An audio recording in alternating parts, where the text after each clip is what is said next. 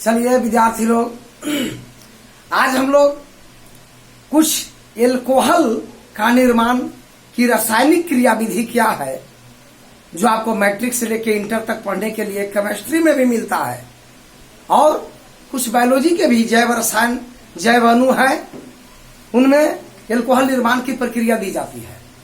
तो इसके बारे में जो एल्कोहल का निर्माण होता है उस क्रिया को कहते हैं फर्मेंटेशन, अर्थात किण्वन कहते हैं। फर्मेंटेशन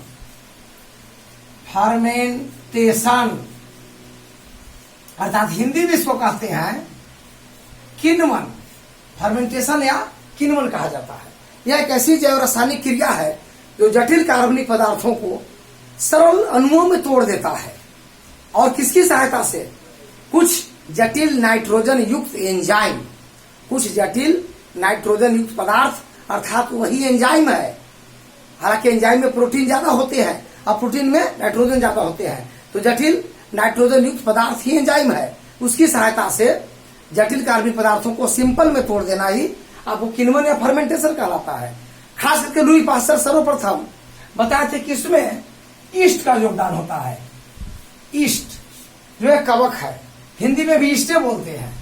ईस्ट यानी जो है यह कवक है, यह कोशिकीय कवक है। और लुई पास्चर का मानना था कि यही ईस्ट किसी शर्करा, गन्ने के रस, फल के टुकड़े या महुआ गुड़ जैसे पदार्थों के मीठे रसायन में और इसको डाल दिया जाए तो इसी से एल्कोहल का निर्माण हो जाता है। और वह एल्कोहल इथाइल एल्कोहल होता है, C2H5OH। तो पहले यह बात चली। यह बात चलने के बाद आगे लागू हुआ, फिर यही बात कई दिनों तक पढ़ाई होती रही, कई सालों तक, वर्षों तक। बाद में फिर एक लीबिग नाम के वैज्ञानिक है, लीबिग। इनका कहना था लीबिग कि नहीं, ऐसी बात नहीं, ईस्ट के द्वारा ही किण्वन होती है, ऐसी बात नहीं। मान लेते हैं कि ईस्ट जो किण्वन की क्रिया को तेज करता है वह किण्व है, फर्मेंट, किण्व उसको कहते हैं, जो किण्वन की क्रिया में भाग लेता है। और जो द्रव है किण्व द्रव हुआ। तो ये लिबिक का कहना था कि नहीं, ईस्ट के द्वारा नहीं। ईस्ट के शरीर के अंदर एक होते हैं जटिल नाइट्रोजनी यौगिक, जो एंजाइम का काम करता है। वही जो है किसी भी शर्करा वाले घोल या सीरा के घोल को, खास करके माल्टेज, इनवर्टेज और जाइमेज, 3 एंजाइमों की मदद से यह जो है इसे इथाइल एल्कोहल में बदल देता है। ईस्ट की कोशिकाएं का कोई इसमें काम खास नहीं है। ये माल्टेज, इनवर्टेज और जाइमेज ये ईस्ट के सेल में बनते हैं। यह एक ऐसी रासायनिक क्रिया है किण्वन, इसमें ईस्ट रहे या न रहे यह एंजाइम के ऊपर निर्भर करता है। अभिक्रिया सीधे लुई पास्चर से विपरीत बात थी। बाद में एक वैज्ञानिक और आ गए जिसका नाम है बुकनर। इनका कहना क्या है सुनिए। ये क्या किए, यह ठीक है, जो साबित करते हैं। साबित करने के लिए उन्होंने क्या किया कि सबसे पहले एक ईस्ट को, कई ईस्टों के सेल लिए, अब बालू और जल मिलाकर और हाई इसको दाब पर, उच्च दाब पर पीस दिया। ईस्ट के सेल तो मर गए, अब तो जीवित कवक नहीं थे। तो अब क्या है कि ईस्ट के सेल का रस मिला उनको, उस रस को सीरा के घोल में डाल दिए, और डालने के बाद यह रासायनिक अभिक्रिया हो गई। स्पष्ट किया इन्होंने, समर्थन दिया लिबिक के बातों पर। ईस्ट के सेल होना जरूरी नहीं है, ईस्ट के सेल में उपस्थित कुछ जटिल नाइट्रोजन युक्त एंजाइम थे, वो एंजाइम ही किण्वन की क्रिया में सहायता करता है, उचित घोल होता हो। तो यह बुकनर ने इसको साबित किया कि लिबिक का कहा हुआ बात सही है। लुई पास्चर यहाँ पर थोड़ी सी पिछड़ गए बातों से। उन्होंने कहा था कि ईस्ट के द्वारा होता है, लिबिक कहे कि नहीं, ईस्ट के द्वारा नहीं, ईस्ट में उपस्थित जटिल नाइट्रोजन एंजाइम के कारण होता है। ये अलग से भी हम देंगे तो हो जाएगा। और लिबिक, बुकनर ने इसको प्रयोग करके साबित कर दिए। अब क्या, किण्वन क्रिया करने के लिए जो द्रव है उसके कुछ नियमित आधार होते हैं, जैसे हाई टेम्परेचर नहीं होना चाहिए। ईस्ट यानी किण्व मर जाएंगे किण्वन क्रिया करने के लिए। हालांकि गन्ने के रस, फल के रस या गुड़ या चीनी का सीरा में किण्वन कराई जा सकती है। तो इसके लिए हाई टेम्परेचर रहेगा तो किण्व माने ईस्ट मर जाएगा। तो टेम्परेचर होना चाहिए यानी सब उचित, यानी 25 डिग्री सी से 30 डिग्री सी, यही टेम्परेचर होना चाहिए। ज्यादा में भी और कम में भी, ज्यादा में मर जाएंगे और कम में निष्क्रिय हो जाएंगे। अच्छा, इसमें वायु होना चाहिए, वायु का आवागमन होना चाहिए, वायु का आवागमन, साथ में शर्करा यानी सीरा या गन्ने के रस का घोल होना चाहिए। साथ में सल्फ्यूरिक अम्ल की 2-4 बूंदे, ताकि ईस्ट को मदद करते हैं अम्लीय माध्यम।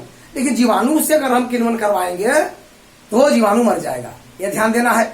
और एक भी बात और है कि ईस्ट को थोड़ा सा और डेवलप करवाने के लिए ammonium nitrate, ammonium sulphate, ammonium nitrate, ammonium sulphate, इस प्रकार से बने हुए कुछ यौगिक का इस्तेमाल किया जाता है।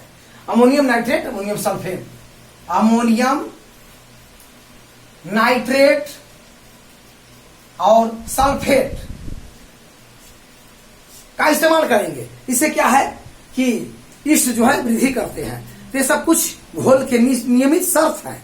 अब ऐसा करने से 40 घंटा और 36 डिग्री सी टेम्परेचर हो, इतनी 40 घंटा में 36 डिग्री सी पर किण्वन क्रिया समाप्त हो जाती है। और ऐसी क्रिया में 95% शर्करा जो है मीठे चीज वह घटित होकर के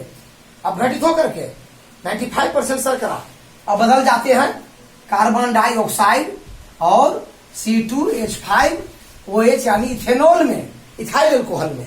यही है इथाइल अल्कोहल या इथेनॉल, C2H5OH कार्बन डाइऑक्साइड के साथ कभी कभी मीथेन गैस और हाइड्रोजन गैस भी निकलते हैं, मीथेन गैस और हाइड्रोजन गैस भी निकलते हैं। अब इस प्रकार से अब इस घोल को हम भाभका बोला जाता है। इसे हम साफ करने जो घोल मिला हम लोग को, इसको हम छान लेंगे। तो छान लेने से ईस्ट के सेल अलग हो जाते हैं। कोई बहुत पतली महीन कपड़े या छलनी से छानने के बाद या कपड़े के कई तरह से छानेंगे तो सारे ईस्ट के सेल अलग हो जाएंगे और किण्वन के बाद ईस्ट के सेल मर जाते हैं। अब क्या होता है कि इसमें अब जो छान लेते हैं तो ईस्ट का सेल अलग हो गया।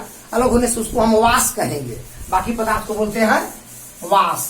अब इसको उसको भव के वास तलाबे स है वास। अब इसको भव के मैंने भट्टी होता है, उसमें डालने के बाद तो उस ताप पर गर्म करते हैं। तो याद रखिए एल्कोहल का क्वथनांक होता है, आपको यहाँ दे देते हैं क्वथनांक 78.3 से 5 डिग्री सी, इतना पर ही जो है वाष्प में रहता है। वाष्प में अल्कोहल का वाष्प हुआ। और अपेक्षित घनत्व तो कितना होता है याद करिए, 20 डिग्री सी पर इधर देते हैं।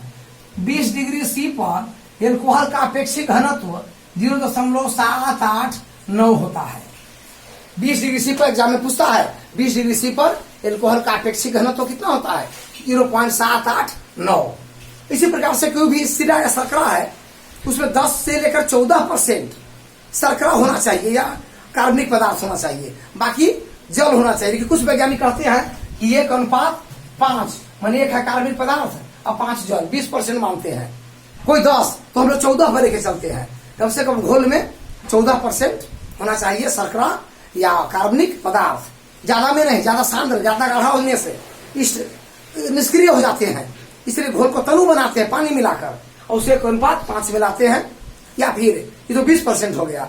देखिए अगर हम 14% घोल को रखते हैं, इस प्रकार से सोल्यूशन हुआ ही। अब इसको जब इतना पर ही गर्म हो गया, यहाँ देखिए यहाँ देते हैं 78.3 पर वाष्प बन गया।